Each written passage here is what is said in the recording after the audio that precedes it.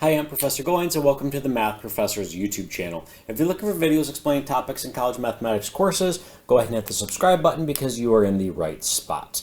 That said, let's go ahead and get into the current video.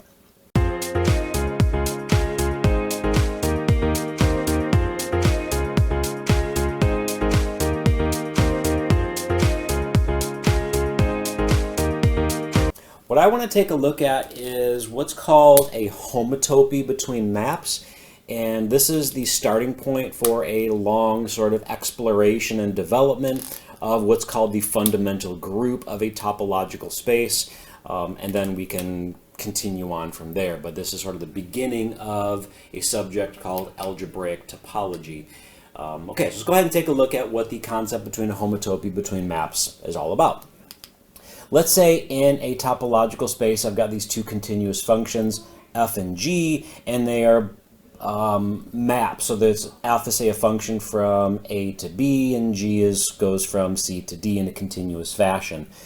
Well, it turns out that if I can take this path, f, and I can continuously deform it into this path g, this is going to be an extremely fruitful idea that a lot of information is going to come from this. But the idea that we want to talk about in this video is, what does this transformation look like? Right? What does it consist of? And so the idea is that I'm going to have this sort of one parameter family of maps going from f of x to g of x. That one parameter family of maps is called a homotopy. So let's get into the details. So suppose we can continuously transform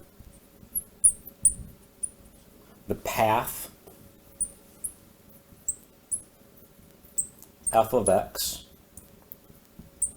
into the path g of x.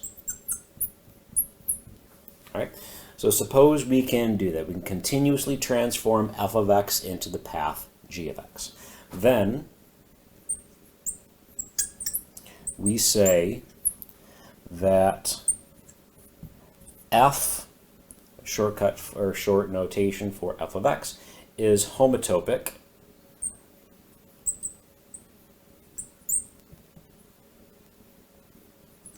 to g, which we will write as f is that symbol there, means that f is homotopic to g, and the one parameter family of maps is called a homotopy. All right, and let me give you the components of what that homotopy is going to consist of. First of all, called a homotopy. And the homotopy is usually given by capital letters. So I'm going to say this is h of x t, all right? And this is going to be a function from the topological space. I'm assuming f and g are in this topological space x. X cross I, and I is the closed bounded interval 0 to 1. This is going to be a function to the topological space y. So in other words, f and g are going to be functions from x to y. So f, g are continuous from x to y. So h is this function that takes this cross product to y with the following components. H of x 0 is going to be this first component, which is f of x. H x 1, right, is going to be the endpoint of that parameter, so that's going to be g of x. Okay, so I've got h of x0, which is the starting point, is f of x. It's going to continuously transform to g of x. I also know that h of xt, which we denote as ht of x, is going to also be a continuous function from x to y, which same thing with f and g. And notation, if I want to emphasize which homotopy I'm using, I can say that H is a homotopy between f and g. So this says not only are f and g homotopic, but also via the homotopy H. Okay, so what I want to do is let's take a look at some examples of homotopies.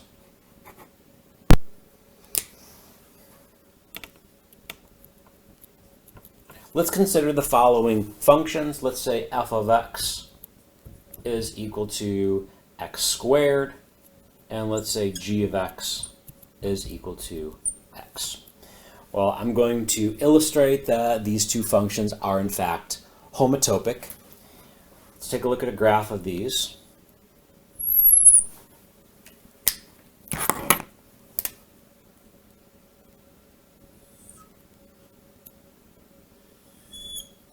All right, so there is f and g.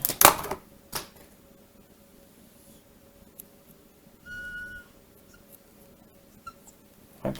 So what I can do is I can actually continuously transform one into the other. And what I'm going to do is I'm going to define the homotopy, and then I'll show that it works. Okay, so I'm going to define h of x t is given by 1 minus t f of x plus t times g of x. And what this is going to do, notice if I plug in t equal to 0, 1 minus 0 will be 1, 0 is 0 times g of x would be 0, so I get f of x. When I plug in 1, this is going to be 0, this is going to be 1, that's going to give me g of x. And of course, f and g are both continuous functions, so then the products of those are continuous functions right from your Calc 3 course. Think about if I was to take, say, multivariables, and if I have continuous functions, multiplying continuous functions gives continuous functions, so on and so forth. So this would be a continuous function. And this is a homotopy from f to g. So this gives me h is a homotopy between f and g. And the idea is that each point on this graph, let's see, I start with f, I'm going to just continuously deform that down into g of x.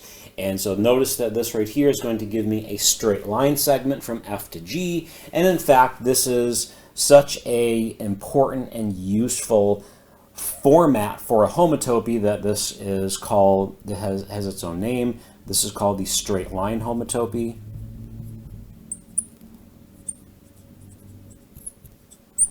And this one comes up again frequently because it's very useful, it's very easy to set up, and again, it comes up frequently, and so, be familiar with that one, the straight line homotopy. Well, notice that I could really take any continuous function from R to R, and the idea is that that's still going to be homotopic to these two using the straight line homotopy. So therefore I have the following idea.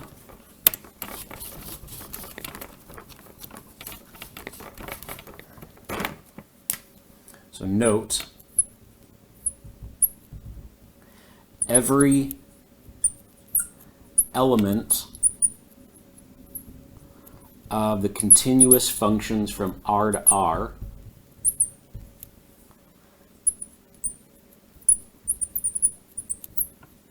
are homotopic to any other element, and in particular to f of x equal to 0.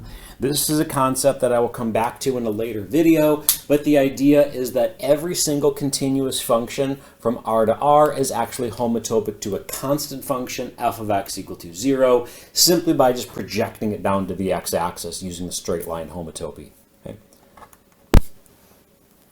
Now I want to look at a very important result of this, so proposition.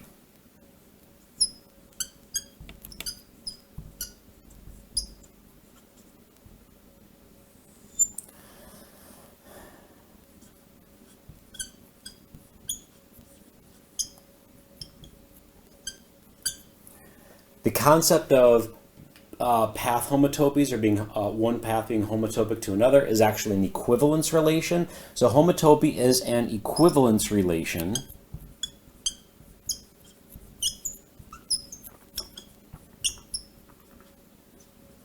on the set of continuous maps between topological spaces. In particular, path homotopy is an equivalence relation on the continuous functions from x to y. And let's go ahead and let's prove that. So proof. Okay. Again, this is going to be extremely important as we go through this series of videos. First and foremost, proving that something is an equivalence relation, we have to prove three different concepts here. We have to prove three different things. We have to prove something is homotopic to itself. That means we have to prove that it's reflexive. So reflexivity. We have to prove that every single function is homotopic to itself. And for each one of these, we're just going to kind of work with developing a homotopy. Well, first and foremost, I can show that h of x t equal to f of x itself. So in other words, this is only dependent on x, not t, and hx0 has to be f of x by definition.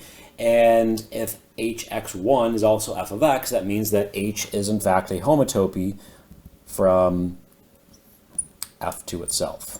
So f is homotopic to itself using the sort of trivial homotopy. Therefore, this equivalence relation of is homotopic to is reflexive. Next thing we need to show is symmetric. In other words, if I have a function that, say, f is homotopic to g, is g also homotopic to f? So let's say, suppose h of xt is a homotopy from f to g. Okay? Well, what I have to do is I have to come up with a function that gives a homotopy from g to f. Well, think about back with that original sketch that I had up here. So let me just kind of put one up in the middle here. Let's say I've got, this is f, and then over here I've got, let's say, g. And remember I had some diagram that looks sort of like this. So what I was able to do is a homotopy is going to continuously transform the function f to the function g through this one parameter family of maps. Well, in order to show that g is homotopic to f, I could just reverse that and use the parameter in the other direction. In other words, I'm going to define k of xt to be h of x 1 minus t. So notice here, k of x0 is going to be h of x1, which was g of x. kx1 would be hx0, which is f of x, and therefore this is in fact a homotopy from g to f. Therefore, this function, or I'm sorry, this equivalence relation is symmetric. Next thing we have to show is transitivity. Okay, so transitivity.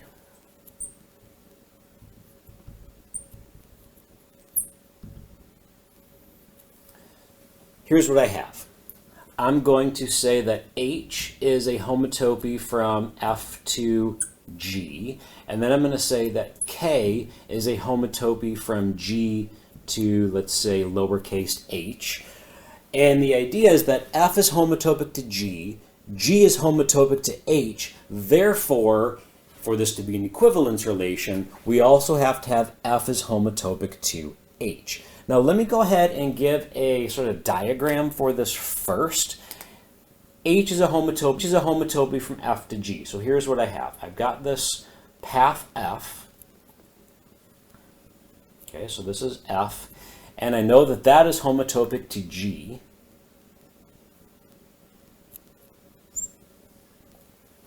So that means I can take the path f, and using the homotopy h, I can continuously transform the path F into the path G. Okay, so H is a continuous one-parameter family of maps going from F to G. Now I also know that K is a homotopy from G to H. So therefore, if I started with G, I can continuously transform that to this path H.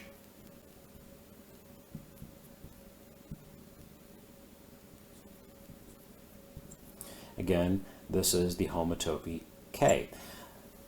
Therefore, if I look at this part of it, I can use the homotopy H to go from F to G, and then over here I can use the homotopy K to go from G to H.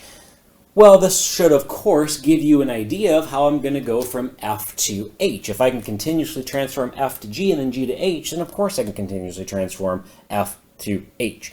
Question is, what is the corresponding homotopy? I need to have the parameter t going from 0 to 1. I'm not going to go from 0 to 1, then 0 to 1 again, right? Or go from 0 to 2 or something like that. It still needs to go from 0 to 1. It needs to be defined on that interval I, which is 0 to 1.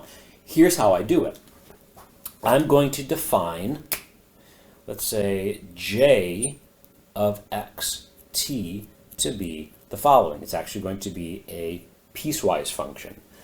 Now let me write it, or let's talk about it before we write it. If I still have to go from 0 to 1, then I'm going to go from F to G at double speed and G to H at double speed. And then what I'm going to do is I'm going to just have this, which is going to go from 0 to a half. If this goes at double speed, then when this is a half, it's going to get to 8 or to G, and then when it gets to 1, it's going to get all the way to H. Therefore, here's what I do. I'm going to take h of x to t when t is between 0 and a half.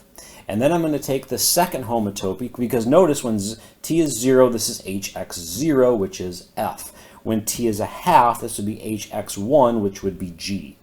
Then I'm going to take the second homotopy, which is kx.